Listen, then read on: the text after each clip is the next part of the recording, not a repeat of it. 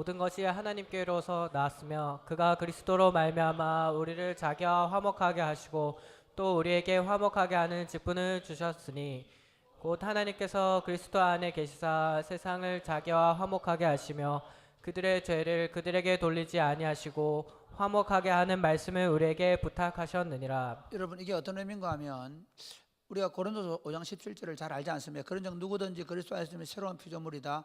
이전 것은 지나갔으니 보라 새 것이 되었다 그랬잖아요. 그건 그 구절만 너무 많이 떼서 해석을 했어요. 그런데 제가 오늘 고린도후서 5장 17절부터 19절까지 쭉 보여주니까 그런즉 누구든지 그리스도 안에 있으면 새로운 피조물이다. 이전 것은 지나갔으니 보라 새. 그 이전 건 뭐냐면 이겁니다. 서로 물고 뜯고 싸우면서 서로 자기의 이익을 추구하고 자기 만족을 추구하고 자기 정욕과 탐욕을 따라서 사는 삶에서 이제는 화평을 이루는 삶으로의 부르심이에요.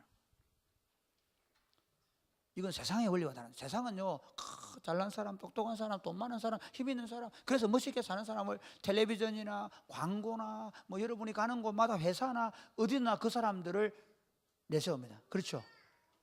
세상은 뭐라고 했냐면 더 많이 가지라고 얘기합니다. 세상은 더 멋있는 사람이 되기 위해서는 더 힘 있는 사람이 되어야 되고 더 돈 많은 사람이 되어야 되고 얘기합니다. 좋은 옷을 입게 만들고 좋은 차를 보여주면서 이렇게 하면 너에게 행복해질 것이라고 말하는 게 세상입니다. 그런데 예수 그리스도께서는 우리를 그런 사람으로 만들지 않았습니다. 예수 그리스도께서는 우리를 어떤 사람으로 만들었는가 하면 이제는 더 이상 경쟁하지 않는 사람, 남들보다 더 많이 가지려고 하지 않는 사람, 어떤 사람인가 하면 이제 화목하게 하는 직책을 주셔서 하나님과 사람들을 화목시키는 일을 하는 사람, 어떤 이해관계도 아니고 오로지 하나님과 사람을 화목시키는 일에 자신의 삶을 쏟을 수 있는 사람으로 우리를 재창조하셨다. 그래서 그것이 바로 너희가 새로운 피조물인 증거다. 어떤 사람으로 창조되느냐? 우리 때문에 하나님과 우리 사이가 화목이 일어나고, 우리 때문에 사람과 사람 사이에 화목이 일어나고, 우리 때문에 심지어 사람과 모든 만물의 화해와 화목이 이루어지는 삶으로의 부르심. 그가 무슨 직업을 가지고 어떤 것을 전공하고 그가 어떤 삶을 살든 간에 동일하게 그를 통해 나타나는 증거가 뭔가 하면 그 사람만 들어가면 화평이 이루어지는 거예요. 그래서 마태복음 5장 9절 이렇게 얘기합니다. 한번 볼까요? 시작. 화평하게 하는 자는 복이 있나니 그들이 하나님의 아들이라 일컬음을 받을 것이며. 여러분, 복이 또다, 마카리오서 복이 또다, 화평케 하는 자들이여 너희가 하나님의 아들이라 일컬음을 받을 것이다 얘기합니다. 세상에 복은 뭐라 얘기합니까? 좋은 차를 타고 좋은 집에 살고 돈 많고, 막 아이들도 좋은 자동차 사주고, 아들이 살아갈 수 있는 재산까지 물려주고, 그럼 복이 있다 얘기해요. 근데 성경은 말하는 건 뭐냐면 어떤 사람 복이 있냐면 화평케 하는 사람. 특별히 그 복에 대해서 사람들이 우리를 보고 다른 사람과 화목을 만들어내고 화평을 만들어내는 사람들은 어떤 사람? 사람들이 우리를 보고 야, 너 하나님 아들이구나, 너가 하나님 아들이구나, 이렇게 말한다는 거예요. 여러분, 돈 냄새 풍기고 뭐라 알죠? 돈 많은 사람이구나. 그렇죠? 예, 예를 들어서 뭐 어느 직장에서 직급이 높고 저 사람 과장님이구나, 이렇게 말하죠. 그런데 우리를 보고 사람들이 그가 가난하든 부유하든 어떤 직책을 가지고 있든 어떤 직급을 가지고 있든 어떤 직업에 종사하든 간에 사람들이 우리를 유심히 살펴보고 할 얘기는 저 사람 하나님 아들이구나, 그런 사람이 되도록 우리를 부르신 것이죠. 오늘 본문에 보면 아브라함이 바로 그런 모습을 우리에게 보여주고 있습니다. 아브라함이 브엘셰바에서 오랫동안 있습니다. 있는 동안에 아비멜렉이 아브라함을 찾아옵니다. 아브라함 아브라함, 당신 보니까 당신은 하나님과 동행하는, 함께하는 사람입니다. 하나님이 당신과 함께 하십니다. 당신 이제 나와 내 아들과 내 손자와 당신의 후손과 평화조약을 맺는 거예요. 왜 평화조약을 맺자 했을까요? 아브라함 처음에 들어올 때는 시시하게 봤어요. 그래서 뭐 아내 자기 누이를 하니까 데려오기도 하고 막 이랬단 말이에요. 그런데 그 과정에서 보니까 이 사람의 백그라운드가 보통 아니야. 이 사람 뒤에 누가 있어? 하나님이라는 신이 있는데 이 신이 막 자기 집을 엉망으로 만들어버리거든. 이해가 돼요. 그리고 아브라함이 한 10여 년 가까이 살다 보니까 아브라함 이 사람 보통이 아니야. 아주 그냥 늙은 노인인 줄 알았는데 이 사람이 하는 일마다, 이 사람이 가는 일마다 가는 곳마다 하나님의 일이 나타나는 거예요. 그래서 아비멜렉이 가만히 보니까 원래 어떻게 세상 나라는 어떻게 해야 됩니까? 반드시 힘으로 공격해야 됩니다. 그러니까 세상 나라의 원리는 뭐냐면 좀 싹수가 딱 튀어날 때 아비멜렉이 군대 장관 비골 데려가서 어떻게 됩니까? 바로 가서 아브라함 진멸시키고 다 종으로 삼아버리고 이렇게 해야 됩니다. 그런데 그렇게 할 수 없습니다. 왜 할 수 없습니까? 할 수 없는 이유가 뭐냐면 옛날에 한번 당해봤거든. 그 참 재밌죠. 아브라함의 실수인데 하나님은 자기를 드러내셔가지고 아비멜렉이 죽일 수도 없고 가만히 두자니 후환이 두려운 거야. 왜? 이게 아브라함 가만히 보니까 이 사람 하나님이 약속하신 대로 너는 큰 민족이 된다 했잖아요. 가만히 보니까 이거 예사 사람이 아니거든. 그 가만히 놔두면 나중에 저 아브라함이 강성해져 가지고 자기 아들들이나 후손들이 위험을 당할 것 같아. 그래서 하는 게 뭐냐면 평화조약을 맺자는 거야. 그러니까 아브라함이 딱 정색을 하고 하는 말이 그럼 좋습니다. 평화조약 맺자. 대신에 너희 종들이 내가 판 우물 빼앗아갔다. 내 나라. 그러거든요. 그리고 너 몰랐다. 그리고 네가 나한테 왜 얘기 안 했냐? 그래 얘기하거든요. 그래 좋다. 그럼 네가 조약 맺는 걸 하고 우물 돌리는 걸 하자. 대신에 그러면서 조약을 체결할 때 어떻게 하냐면 양과 소를 선물로 줍니다. 누가 줍니까? 아브라함이 줍니다. 아브라함이 선물로 주고 원래 누가 줘야 돼? 조약 맺자고 한 사람이 줘야 될 거 아니야. 그런데 아브라함이 선물 줍니다. 그리고는 또 암양 새끼 7을 또 따로 떼어놓고 지가 판 우물을 자기 것이라고 하는데 다시 그걸 정금물로 주면서 그 우물을 자기 것으로 만듭니다. 그리고 나서 그 우물을 부엘쉐바, 부엘은 우물이라는 뜻이고 쉐바는 맹세 또는 그러니까 그 7이라는 뜻입니다. 그 쉐바가 어근이 7과 맹세가 같은 어근이에요. 그래서 7의 우물, 7양을 줬다 해가 7의 우물 내지는 맹세했다고 해서 맹세의 우물 이렇게. 그리고 나서 거기 뭘 심으면 에셀나무를 심으면 에셀나무는 뭐냐면 사막에서 키가 한 10m 자라는 거예요. 늘 푸르른 나무예요. 그 에셀나무를 변하지 않는 약속이죠. 그 아브라함 처음 심습니다. 그 우물가에 에셀나무를 심고 그리고 거기서 영생하신 엘 올람 히브리어로 영생하신 하나님의 이름을 불렀다 하는 것입니다. 우리가 여기서 본문에서 화평케 하는 사람은 어떤 사람일까? 먼저 화평케 하는 사람은요, 하나님과 동행하는 사람입니다. 할렐루야. 하나님과 화평을 누리는 사람입니다. 여러분, 우리가요, 우리 이렇게 얘기합니다. 화평을 누리려면 세상적인 원리는 뭐 많습니다. 뭐 이래야 되는데 저래야 되는데 잘 보세요. 진정한 평화는 하늘로부터 오는 것입니다. 여러분, 아무리 부부간에, 아무리 부모와 자식 간에 화평케 해보려고 해도 뭐가 있으면, 저를 보세요. 하나님이 그 마음에 없으면 화평이 이루어지지 않습니다. 왜 그럴까요?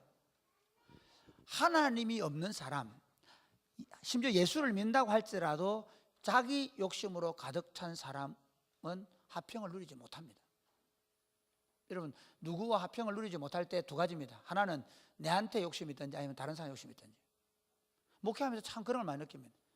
자기의 자식에 대한 욕심이든지 돈에 대한 욕심이든지 자기 욕심이 딱 있으면 그거 포기 안 되면 화평이 안 이루어지는 거예요. 안 됩니다. 이게 원리입니다. 부부간에 잘 지내고 싶죠? 부부간에 안 잘 지내고 싶은 사람 손 들어보세요. 우리는 맨날 싸우고 살 거야. 이 인간은 밟고 살아야 돼. 뭐 이러면서. 없어요. 그런데 왜 싸우게 되죠? 내 아내가 뭘 건들 때, 상처를 건들 때 자기 연민의 감정이 화를 부추긴단 말이에요. 하나님과의 관계 속에서 성령 충만하고 하나님과 화평을 누리고 있으면 어때? 내 상처를 좀 건드려도 그게 문제가 안 돼. 근데 내가 확 다운되어 있을 때, 하나님의 관계가 엉망이 되어 있을 때 그때 나를 건드리면 그대로 폭발하죠. 화평이 이룰 수 없습니다. 교회 안에서 마찬가지고 다른 사람과의 관계가 더 심한 겁니다. 반대로 얘기해 볼까요? 사람들이 오늘 지금 아비멜렉이 아브라함에게 화평을 맺으러 온 거예요. 화평을 맺으러 왔다. 화평조약을 맺으러 왔단 말이에요. 이게 재밌습니다. 왜 아브라함에게 화평조약을 맺으러 왔을까요? 그것은 아비멜렉이 아브라함에게 본 게 뭔가 하면 하나님이 그와 함께 하신다는 것입니다. 하나님이 그와 함께 하신다는 것이 보여질 때 아비멜렉이 아브라함에게 화평 조약을 맺으러 오는 거예요. 세상은 어떻게 얘기하냐면요, 네가 힘이 있으면 모든 사람이 네 밑에 굽신거리고 화평이 이루어져요. 그래서 팍스 로마나 얘기하면 로마라는 강력한 나라가 무기를 가지고 세상을 평화를 만들겠다고 다닌 거예요. 그래서 막 말 안 들으면 다 진멸시켜버리고, 그러니까 눌러놓고 평화해. 한번 해보세요. 우리 예를 들어서 여러분 반에 옛날에 그런 일진들 있잖아요. 일진들 있었죠. 뭐 정성민 일진 했나 좀? 안 했나? 안 했네. 어제 축구하는 거 보면 그 일진 수준이던데. 거의 뭐 우리를 초토화시키고 있잖아요. 우리 막 7대 0인가 막 지고 막 7대 1 졌나? 진짜 너무하더라 진짜. 그 보세요. 일진이 있다. 그럼 어떻게? 그 친구 주먹 잘 쓴 친구 있으면 어떻게 합니까? 야 조용히 해! 그럼 꼼짝 못 하면 되죠. 그 친구 때문에 화평이 이루어지는 거예요. 여러분 김정은 조용합니다. 김정은의 나라는 데모 안 합니다. 시끄럽지 않습니다. 데모하면 잡아야 곡사포 쏴버리니까 그러니까. 그렇잖아요. 데모할 수 없는 수용소 가다 보고 총살시켜버리고. 그게 뭘 얘기하고 싶으냐면요. 그래서 우리는 조용하다 그래요. 그런 평화는 하나님의 평화와 다릅니다. 우리는 뭘 꿈꾸느냐면요. 내가 돈이 많아가지고 우리 엄마 아빠가 내 클 때 보니까 돈 없어 싸우던데 내가 돈이 많으면 우리 집에 평화가 올 거야. 그렇지 않습니다. 제가 가만히 이래 보니까요. 목회를 한 17년 하다 보니까 어떤 일이 있는가 하면 엄마 아빠가 계속 그 돈을 많이 벌어오고 하니까 아이들이 엄마 아빠가 돈이 많다는 사실 알아요. 왜 엄마 아빠 좋은 장난감 사주지요? 제가 하고 싶은 일 해주죠. 또 엄마 아빠는 그런 욕심이 있어서 돈을 버는 거예요. 그런데 이렇게 중등부 이렇게 지나가면 보니까 애들이 계속 그렇게 가버려요. 평화가 오는 것 같은데 아들이 해달라는 대로 다 해주면 될 것 같은데 안 됩니다. 많이 봅니다. 힘이 있으면 평화가 올 걸 생각합니다. 그래서 내를 중심으로 다 모을 걸 생각합니다. 그렇지 않습니다. 어떻게 평화가 오느냐 하면요.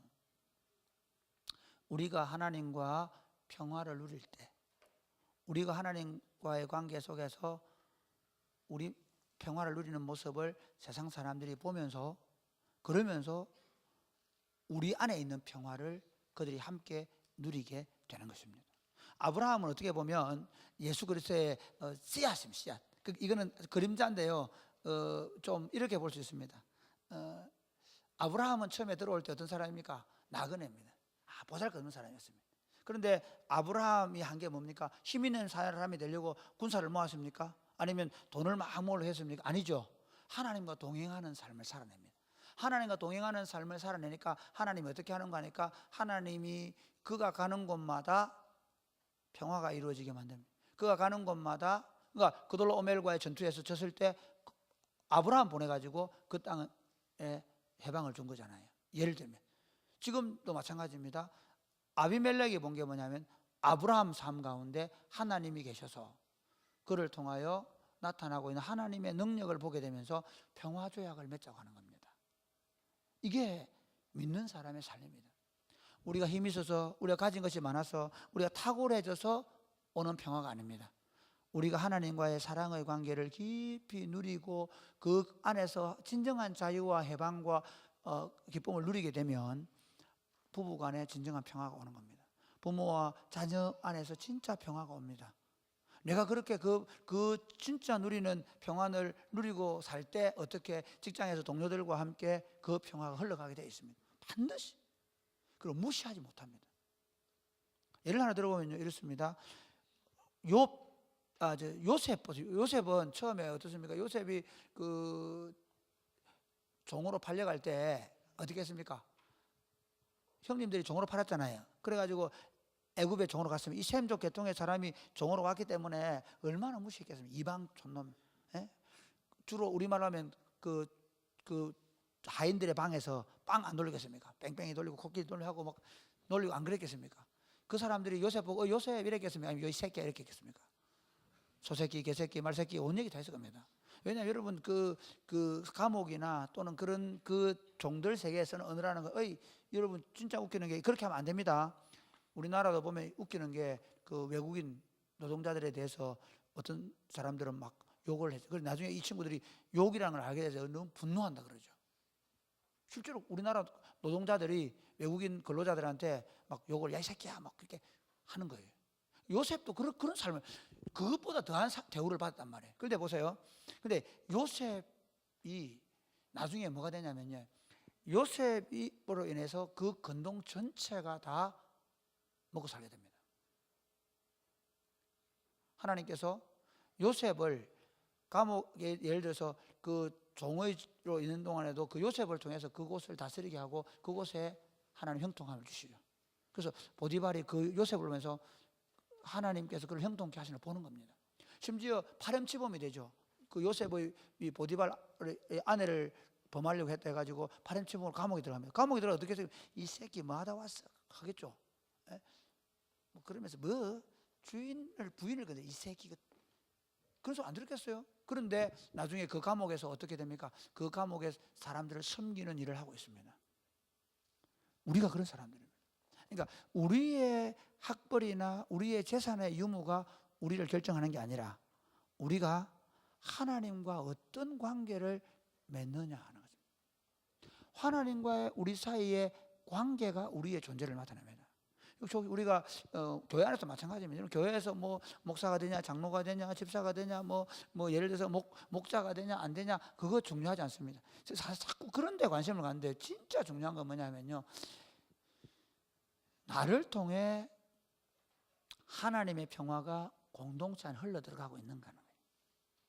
하나님의 나라가 임하고 있는가 하는 거예요. 여러분, 저와 여러분이 신경을 써야 되는 게 뭐냐면 얼마나 많은 직분이나 직책이나 이익을 얻느냐가 아니라 나를 통해 어떻게 하나님의 통치가, 하나님의 평강이, 하나님의 다스리심이 나타나고 있는가. 그건 어떻게 됩니까?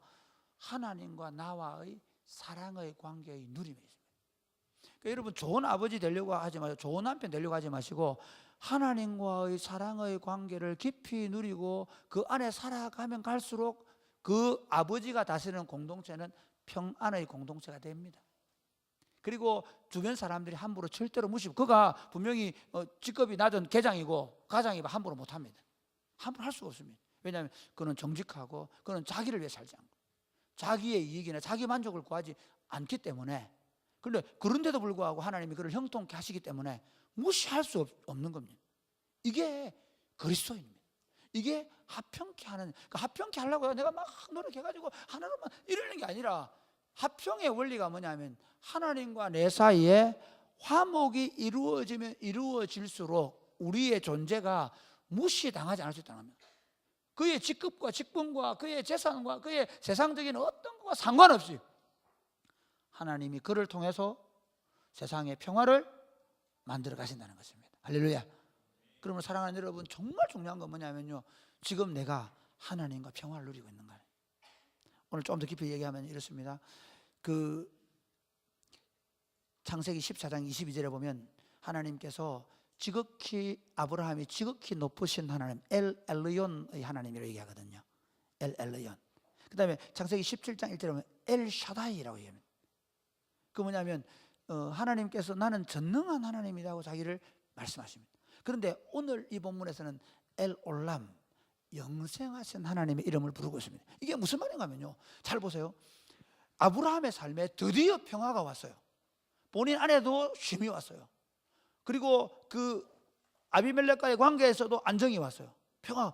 아브라함의 세계에 평화가 찾아왔는데 어떨 때 찾아오느냐면요, 하나님과의 관계가 깊어지고 밀착되어 가면 갈수록 우리 삶 가운데도 진정한 평화가 오는 것입니다. 세상은 힘이나 권력이나 돈이나 어떤 것을 가지고 평화를 만들어 가는데 그렇지 않습니다. 우리가 만드는 평화는 뭐냐면 예수 그리스도와의 탁월한 관계입니다. 하나님과의 탁월한 관계입니다. 그 사랑의 깊이에 들어가면 들어갈수록 우리 안에 평화가 임하는 것입니다. 할렐루야. 두 번째 보면 어떤 사람이 합평케 하는 사람인가? 그것은 인내하며 때를 기다릴 줄 아는 사람입니다. 합평케 하는 사람의 삶의 원리는 인내입니다. 참아내는 겁니다. 그러니까 못 참는 사람은 어때요? 싸우는 거죠. 안 그래요? 부부간에 누구든지 하나 좀 마음이 착한 사람이 있어가지고, 그러니까 고함치는 사람은 나쁜 사람, 참는 사람은 착한 사람, 이렇게 보면 될까요? 그러니까 여러분 이렇게 하세요. 혹시 안 싸우는 사람들, 부인들이 내가 잘 참아낸다, 그럼 내 착한 사람 이렇게 생각하시고요. 그냥 막 고함친다, 내가 화나면 고함, 그러면 그 사람은 나쁜 사람. 어느 쪽이에요? 자, 1번 나는 나쁜 사람. 손들어야 될 사람이 안 되는 것 같은데 내가 보니까. 아니고 화평은 어떻게 만들었냐면 참음에서 옵니다.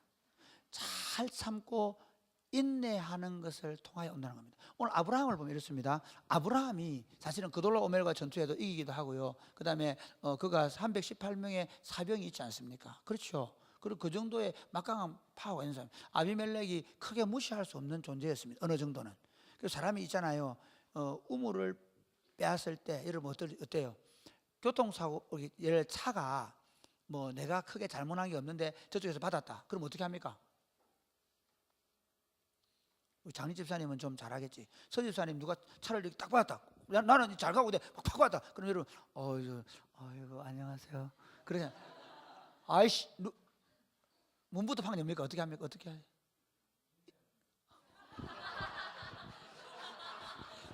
집사님. 그래 좋다. 뒤에 석상일 집사님은 어때? 그렇게 할 거야. 서 집사님 그렇게 했죠.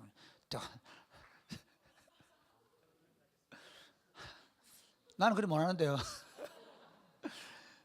차 부딪히면 한국 사람 어떻게 하노? 문부터 팍 차고 나오잖아. 이씨. 그 다음 나오는 게 뭐고? 육두문자가 나오지. 그런데 어때? 나왔는데 어깨가 나오면 그럼 물러서나? 안 물러서. 한번 오르면 가죠. 제가 무슨 얘기 좀 하고 싶으냐면, 우리가 보면요, 뭐 누구 싸울 때 뭐 앞뒤 재고 싸웁니까? 아비멜렉, 아브라함이 만약에 자기가 그 우물이라는 건요, 여러분 지금 그냥 동네 우물 이게 정도가 아니고요, 이건 생존권에 관한 문제. 왜 아브라함이 우물 문제를 얘기하고, 심지어 그 우물을 살 때 따로 일부러 그 조약을 맺으면서 일부러 따로 7 암양 새끼를 주면서 자기가 판 우물인데도 또 선물을 주면서 그걸 차지해야 되냐? 이거는 생존권에 관한 문제예요. 죽고 살기의 문제란 말이에요. 이해가 되죠? 그런 상황 속에서 우물을 빼앗겼을 때 아브라함이 보인 반응은 뭐죠? 기다리는 거예요. 참는 거예요. 또 다른 우물을 찾아 나서는 거예요. 자기가 불편하지만 더 멀리 가서 우물을 구했겠죠. 그래서 지금은 이제 다시 이 우물을 자기가 가지고 싶어 하는 거예요. 신앙생활 하면서 다른 사람과 화평을 이룬다는 것은 지극히 어려운 일입니다. 화평을 이루는 게 말처럼 쉽지 않습니다. 어떻게 해야 되느냐? 끝까지 참고 기다리는 거예요. 아브라함이 지금 책망했다고는 정확한 표현은 조목조목 따졌다는 겁니다. 언제 따집니까? 아비멜렉이 아브라함을 찾아왔을 때. 참 중요합니다. 우리가 사람들과의 관계에 있어서 참 이게 어렵기는 합니다. 정말 어렵습니다. 그런데 어떻게 그 사람이 당장 잘못했다 해가지고 그것 때문에 붙어 싸워버리면 이게 더 심각한 문제가 될 수 있습니다. 물론 교회에 해를 끼치거나 아니면 이게 심각한 문제가 될 것 같으면 얘기는 해야 되죠. 그러나 그게 싸워서 해결될 일은 아니라는 거예요. 교회 공동체에서 정말 중요한 건 서로를 참아주는 겁니다. 여러분 중에 한번 여러분 잘 아셔야 돼. 여러분 우리 청년들 잘 보세요. 내가 잘 안 참아진다. 교회 청년부 안에서 목장 안에서 내가 잘 안 참아진다. 그 사람은 결혼을 좀 늦게 하시기를 주 예수님의 이름 축복합니다. 안 참아주는데 결혼을 일찍 우쭐하겠단 말이고, 예, 마음에 안 드는 사람이 많다. 상처를 잘 받는다. 결혼을 늦게 하시기를 주 예수 이름 축복합니다. 왜냐하면 마음에 그러면 왜 이렇게 하냐면요, 그러면 당신이 사랑해가지고 만난 그 남자하고 마음에 드는 게 많겠습니까? 마음에 안 드는 게 많겠습니까? 인터뷰 해볼까 내가 지금? 이보라 자매. 지금 착해가지고 마음 든다 할 거야. 저희 집 사람이 제가 마음에 드는 게 많겠습니까? 마음에 안 드는 게 많겠습니까? 내가 오늘 박영준하고 놀라운 걸 발견했는데요. 오늘 우리 이제 세 명이 목욕탕에 입장을 했거든요. 예찬이하고 영준이하고 세 명 목욕탕. 우리는 이제 우리 집에 같이 이제 주일날 되면 우리 집에 오는 남성들은 다 목욕탕 입장합니다. 왜? 여성들에게 샤워할 수 있는 시간을 주려고. 어제 입장을 했습니다. 하고 내가 이렇게 따뜻한 물이 너무 있어가 찬물 좀 들어갔다니까 아빠 집에 가시죠 이런 거야. 왜일까? 늦게 온다고 늘 사모님이 이 비밀인데 쫓아내거든. 절대 얘기하지 마라. 예준아 또 얘기하지 마라. 괴롭다 내가. 막 쫓아대거든. 그래서 예차이가 그걸 알기 때문에 예차이가 아빠 가시죠 이러는 거야. 그래서 내가 영주이 보고 얘기했지. 그래 저거 엄마 쫓아낸다고 지금 빨리 가자 하는 건데 이렇게 얘기하니까 영주이가 하는 말이 이거야. 영주이 집은 거꾸로 오래. 너무 시간 칼같이 지킨다고 집에 케어도 안 하고 나온다고 욕을 먹는다는 거야. 재밌지? 어떤 님은 늦게 온다고 욕먹고 어떤 님은 빨리 나간다고 욕먹고 이게 말이 돼? 무슨 얘기 하고 싶으냐면 사실은 있잖아. 그 사람의 그 장점이 장점으로 보일 때가 없단 말이에요. 사람들의 이 못난 습성은 뭐냐면 장점을 단점으로 보는 예가 많아요. 그것 때문에 어떻게 관계 안에 갈등이 생긴단 말이에요. 그게 자꾸 보이고 그게 말을 하고 싶어지고 그걸 따지고 말하는 사람은 왜 늦게 결혼하라고 그러냐면 아직 내가 인내의 훈련이 안 된 거예요. 보이는 건 어쩔 수 없단 말이에요. 그러나 그걸 잘 참아내고 기다려줄 줄 아는 훈련이 어느 정도 되는 것이 중요해요. 왜 그럴까요? 못 기다리고 사소한 문제들 때문에 왜 안 바뀌거든. 재밌죠? 제가 집사람하고 결혼 27년이 됐는데 안 바뀌어. 더 늦게 와. 어제도 분명히 신방 가는데 내보고 5시 25분 오라 그랬거든. 29분에 도착했어. 죽는 줄 알았다. 신방 가기 때문에 욕은 못 하고 눈물로. 그런데 나는 왜 안 바뀔까? 나는 송구 예수님 예배 거꾸로 얘기할 거야. 내 할 말 많다. 자기 설교 하나? 나 송구 예수님 예배 해야 되는데 주일날 설교 좀 빨리 해놔야 돼. 쫓고 타고 갈 거 아니야.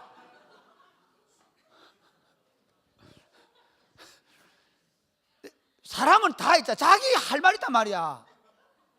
근데 그러기 때문에 사람과의 관계에 있어서 중요한 게 뭐냐면 나를 주장하는 게 아니라 나를 죽이고 참는 거예요. 기다리는 거예요. 그의 변화를 구하고 기다려주는 거예요.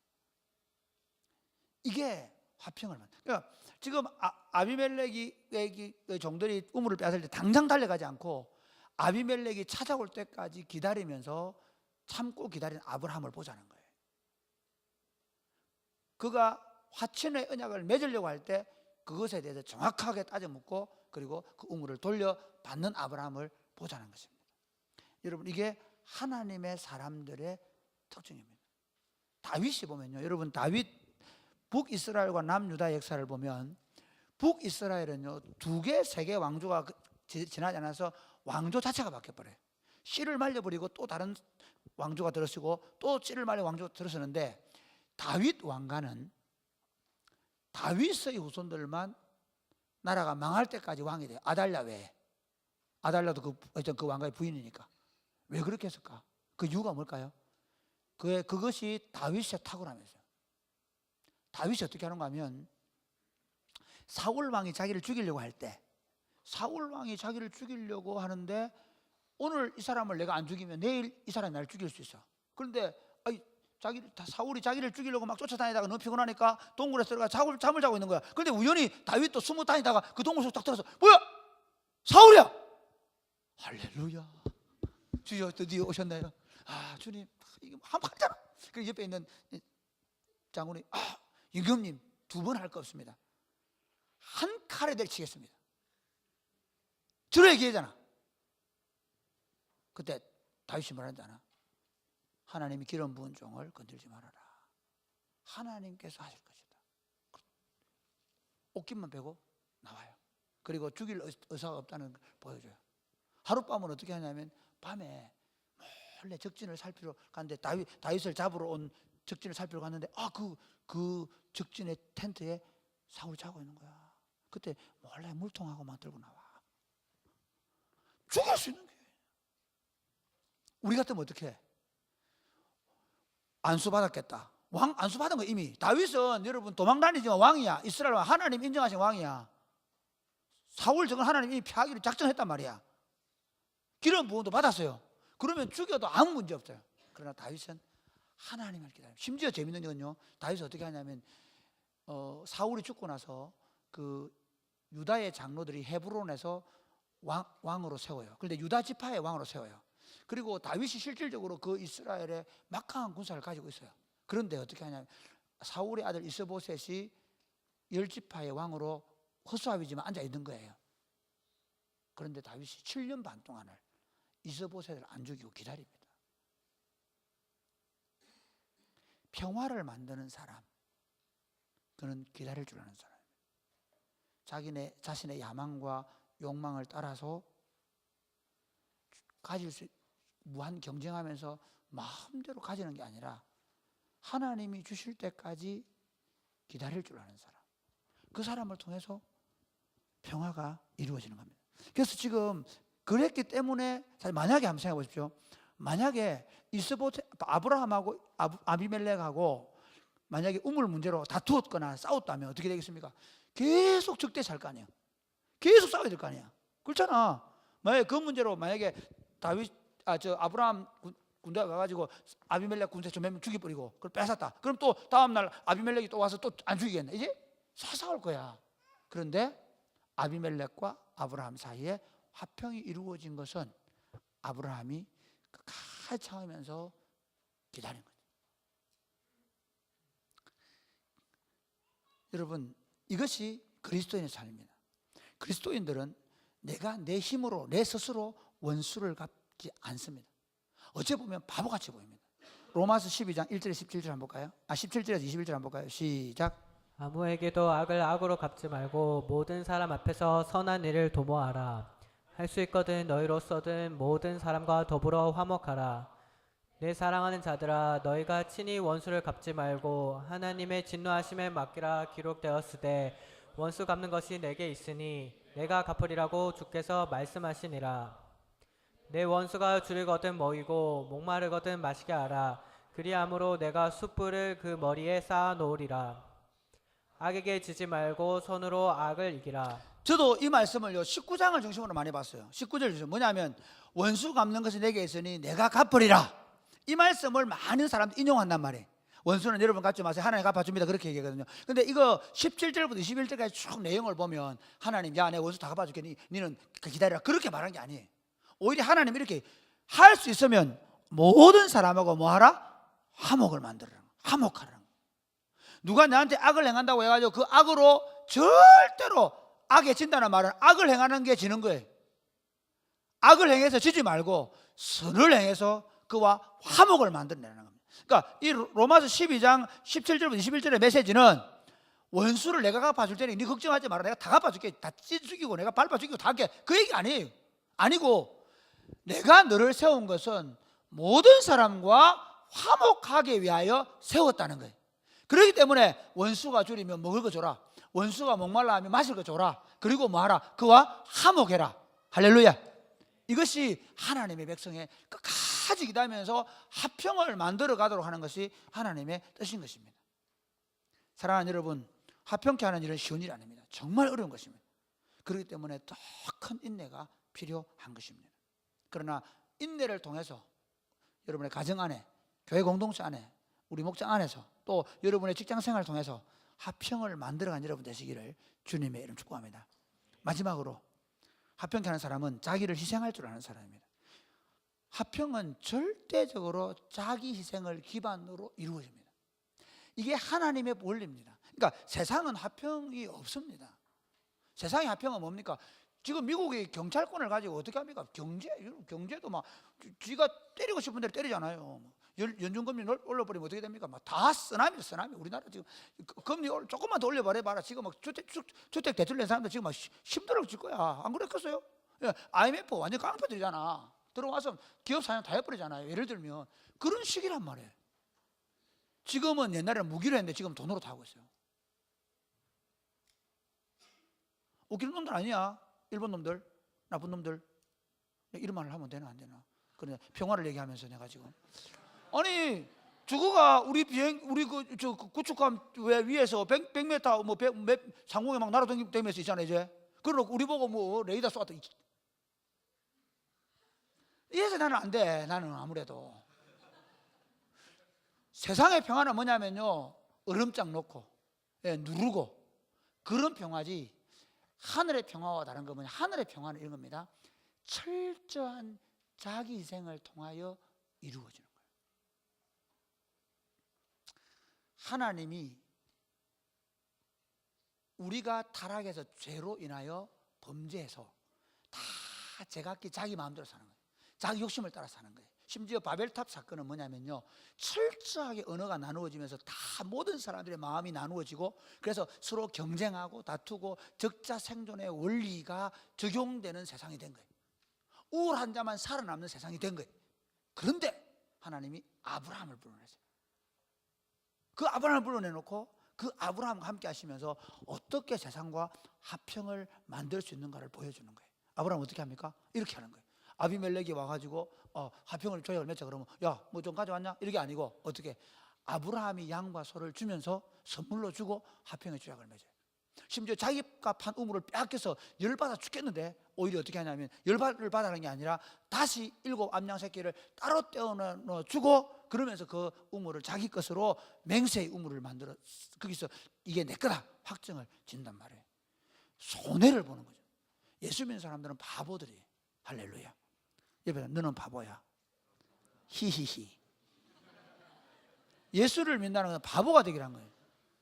예수 믿는 사람은 철저하게 바보입니다. 예수를 믿는다는 것은요, 얼마나 바보인가 하면 예수님께서 우리를 위해서 해주신 일이 바로 그 일입니다. 우리가 서로 치고받고 싸우고 그리고 자기 욕심에 의해서 철저하게 자기 탐욕과 정욕을 위해서 살아가는 삶인데, 이 삶을 다 깨고 들어오는 사건이 하늘 보좌를 부르시고 자기 아들을 내려보내주는 거예요. 이 말 많고 이 다툼 많고 이 경쟁적인 세상 속에 다투지 않는 한 사람, 자기의 유익을 구하지 않는 한 사람을 내려보내주세요. 그분은 오셔서 자기를 위해 살지 않았어요. 그분은 자기 자리를 탐하지 않았어요. 그분은 자기 만족을 구하지 않았어요. 하나님이 사람이 되시고 그가 누가 흠모할 만한 것도 없어요. 그가 나중에 짐승처럼 찢겨서 십자가에 죽어버려요. 왜 죽었다고 얘기합니까? 우리로 하여금 그 모든 우리가 지었던 모든 죄를 담당하게 하심으로 하나님과 우리 사이를 화평케 하시려고. 이것이 교회의 삶이에요. 그래서 탄생한 사람들이 저와 여러분들이에요. 그러니까 그리스도인은 어떤 사람이냐면요, 예수 믿고 남들보다 그럴듯한 사람이 되도록 부르는 게 아니라, 우리는 예수 그리스도를 만남으로 말미암아 이제 더 이상 자기를 위해 살지 않고 자기를 희생해서 화목을 만드는 사람으로 부름을 받은 거예요. 할렐루야. 그래서 교회 공동체의 핵심은 뭔가 하면, 교회 공동체 안에서 서로 물어뜯고 싸우고 서로 경쟁적으로 자기 편 삼고 서로 자기들끼리 공생관계 만들고 상대방하고 또 그쪽에서 공생관계 만들고 절대로 그러면, 그러니까 이런 거죠. 예를 들어서 만약에 여러분 한번 교회 안에 와서 내가 돈을 벌게 돼, 이쪽에서 조직을 만들고 저쪽 조직을 만들고 서로 경쟁하고 서로 그렇게 되겠죠. 그러면 안 되는 거예요. 절대로. 이게 뭐 경제적인만 그런 게 아니고요. 심지어 교회 안에서 나는 목자 되고 너는 안 되고 나도 장로 되고 안 되고 그런 문제로 서로 싸우고 다투고 한다면 교회와 아무 상관없어요. 오늘날 목사님들이 지금 보여주는 게 뭡니까? 자기 아들 목사 세우겠다고 그래가지고 싸우고 있는데, 저건 하나님과 아무 상관없는 일이에요. 마치 자기가 하나님 편인 것처럼, 자기가 하나님을 위해서 평생을 바친 것처럼. 아니요, 그렇지 않습니다. 그가 평생을 그렇게 바쳤는지 모르겠지만 그러나 지금은 아니에요. 자기를 희생해서 화평을 만들기 위하여 몸부림을 치는 삶을 살아내는 거예요. 그러나 그게 우리의 본성은 그렇게 됩니까? 안 돼요. 저나 여러분이 안 되게 돼 있어요. 절대로 안 되는 거예요. 우리 에베소서 2장 한번 볼까요? 에베소서 시작. 법조문으로 된 계명의 율법을 폐하셨으니 이는 이 둘로 자기 안에서 한 새로성을 지어 화평하게 하시고 또 십자가로 이 둘을 한 몸으로 하나님과 화목하게 하려 하심이라. 원수를 십자가로 소멸하시고 또 오셔서 먼 데 있는 너희에게 평안을 전하시고 가까운 데 있는 자들에게 평안을 전하셨으니. 평안 화평이 같은 말입니다. 알겠죠? 에레는데 이게 뭐냐면 이겁니다. 예수님이 왜 오셔서 법정으로선 모든 걸 도말하고 십자가를 지셨는가 하면 하나님과 우리 사이에 화평을 이루고 그 다음에 원수되었던 관계인 유대인과 이방인, 이 사람들은 일본 놈들하고 우리하고 관계도 미안합니다. 그냥 내가 여러분한테 일부러 우리가 일본 놈들하고 우리하고 절대로 하나 될 수 없다 생각하잖아요. 그 정도 관계가 아니고 유대인과 이방인의 관계는 어느 정도냐면 사람과 짐승의 관계, 절대로 사람으로 안 보는 관계, 그런 관계를 한 교회 안에서 한 몸으로 부부가 된 것처럼 한 몸으로 사랑하는 관계를 만들기 위하여 예수님이 죽었다는 거죠.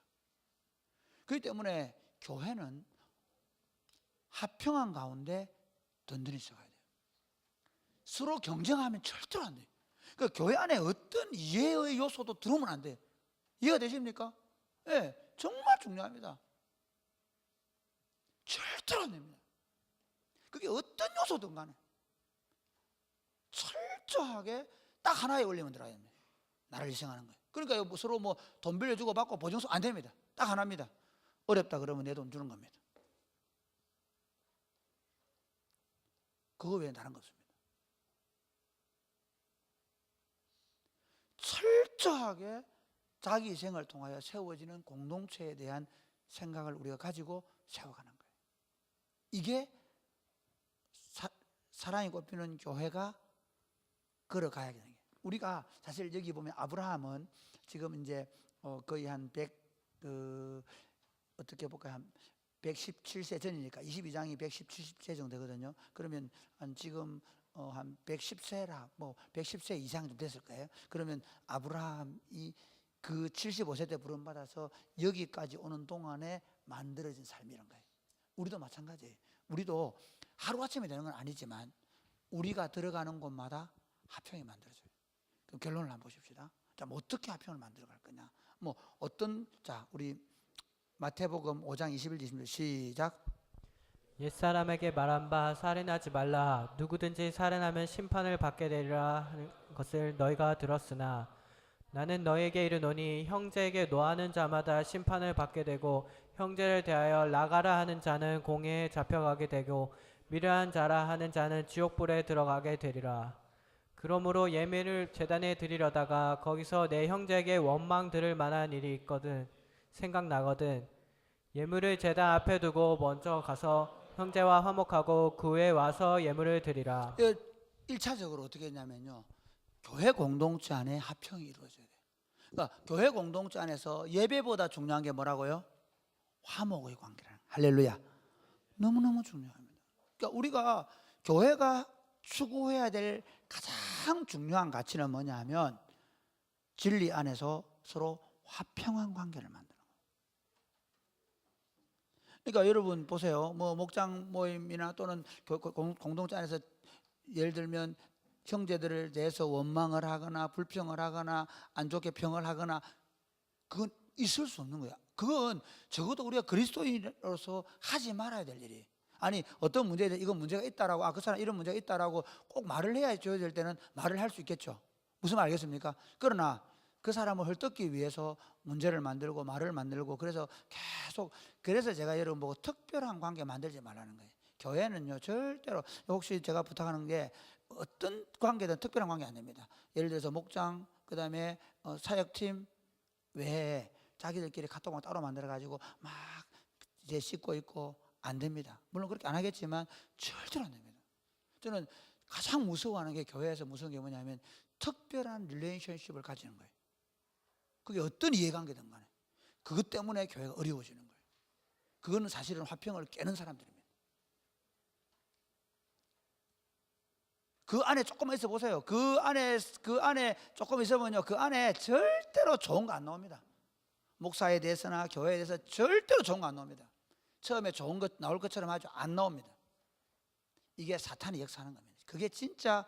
그래서 여러분 교회 안에서 여기 형제들과 잘 지내는 게 우선입니다. 이게 1번입니다. 교회 공동체 안에서 화평할 수 없는 사람이 세상에 화평 못합니다. 이게 이렇습니다. 잘 보세요.